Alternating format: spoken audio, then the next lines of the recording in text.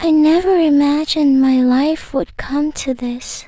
A marriage of 10 years, 2 children, a home I built with my hands, shattered in a single night. The night my husband told me to sleep on the floor so that his mistress could rest on her bed. That was the moment I realized my marriage wasn't just broken, it was dead. But let me start from the beginning. Before the betrayal 10 years ago, I believed in love. I believed in sacrifice. I believed in him. He wasn't rich when we married.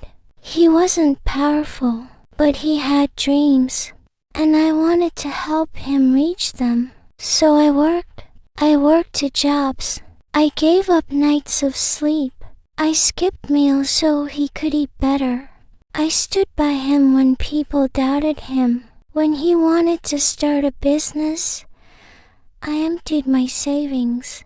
When he wanted to go back to school, I took extra shifts. When he wanted to move to a bigger house, I said yes, even though I knew it would chain me to endless bills. I thought love meant giving everything, and I gave him everything. But slowly, something changed. The man who once kissed me before leaving for work stopped looking at me. The man who once called me beautiful every morning began calling me annoying. The man who once said I was his whole world began searching for another universe. I told myself it was stress. I told myself it was pressure. I told myself he would come back to me. But deep down I knew. I just didn't want to admit it. The mistress appears. It started with perfume, not mine, a stranger's, lingering on his shirts when he came home. It started with his phone, face down on the table, always on silent, always locked. It started with lies. I'm working late. I'm out with the guys. I forgot to tell you. But lies always leave crumbs, and I picked up every crumb. One night, he came home smelling of roses. I don't wear roses. I don't even like them. But she must have. When I asked, he laughed. Stop being paranoid. When I pressed, he shouted, don't you trust me? And then the truth walked into my home. She was young, too young, dressed to be noticed, eyes sharp as blades, lips curved into a smile that wasn't friendly. This is my friend, he said, but the way she looked at me told me exactly what kind of friend she was. She didn't respect me. She didn't even pretend. She walked through my house like it already belonged to her. She sat on my couch. She poured herself a drink.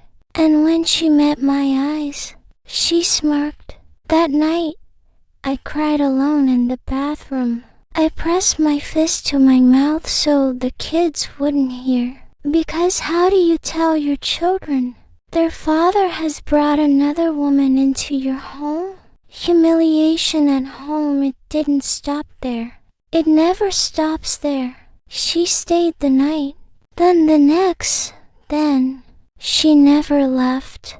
When I asked how long she would be around, he snapped, as long as I want. If you don't like it, leave, leave. This was my house. I paid for it. I cleaned it. I raised my children in it. But suddenly, I was the outsider.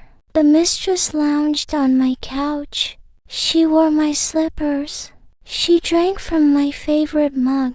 She laughed at jokes that weren't funny. And every time she laughed, he laughed too. At dinner, she sat at his side while I served them food.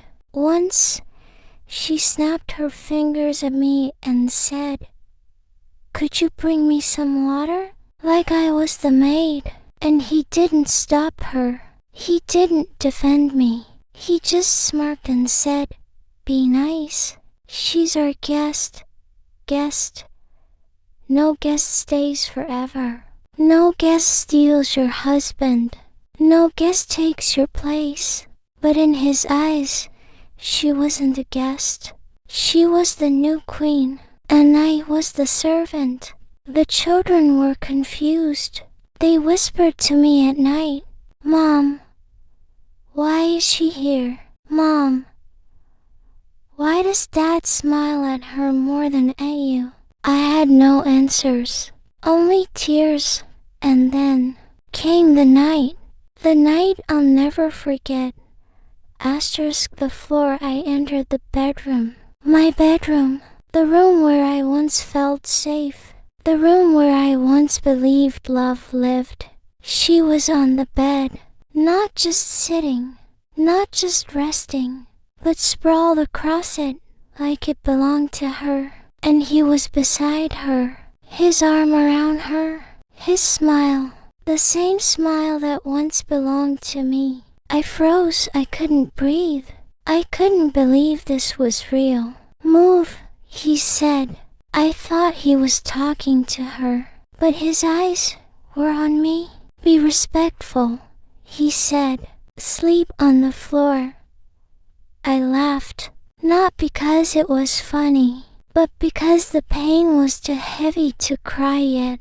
"On the floor?" I asked. "Yes," he said. "Don't embarrass yourself." So I did.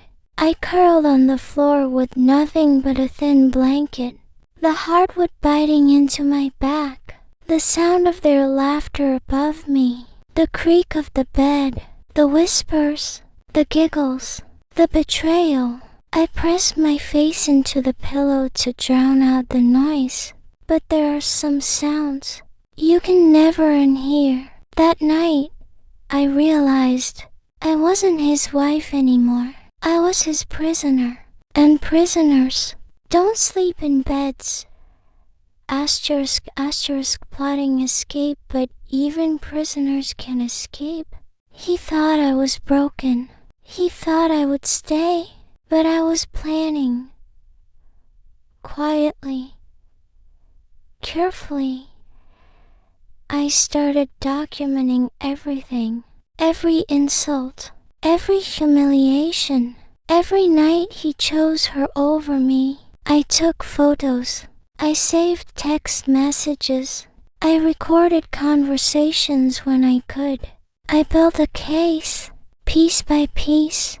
Meanwhile, she grew bold. She used his money recklessly. She bought jewelry, clothes, vacations. And he paid for it all. With our savings, with our children's future. The more she took, the weaker he became. The more she demanded, the more he gave, until there was nothing left to give. And me, I was waiting. I met with a lawyer. I told him everything. I handed him the evidence. And for the first time in months, I felt hope, because I knew I would not be on the floor forever. Karma strikes. It happened slowly at first. A missing payment, a declined card, a letter from the bank. Then it hit harder. Bills piling up, creditors calling, loans overdue. She didn't like that. Mistresses never do. The moment the money dried up, so did her love. One morning she was gone. So was the car. So was the jewelry. So was every last dollar in his account. He searched for her. He begged her to come back. He even cried. But she never returned. And me, I was ready. I filed for divorce. I filed for custody. I filed for everything I deserved. And I won. The house, the car, the kids, the freedom, and him. He was left with nothing. No mistress, no money, no respect, no love. He once told me to sleep on the floor. Now he sleeps alone, on a mattress he can barely afford. Sometimes, pain is the greatest teacher. Sometimes, betrayal is the loudest truth. And sometimes, humiliation becomes the start of freedom. If you're listening to this, remember, no one deserves to be treated like dirt. No one deserves to be forced to the floor. And the one who humiliates you today may be crawling tomorrow. He broke me, but I rose again. He forced me down, but I walked away, and now I will never ever sleep on the floor again.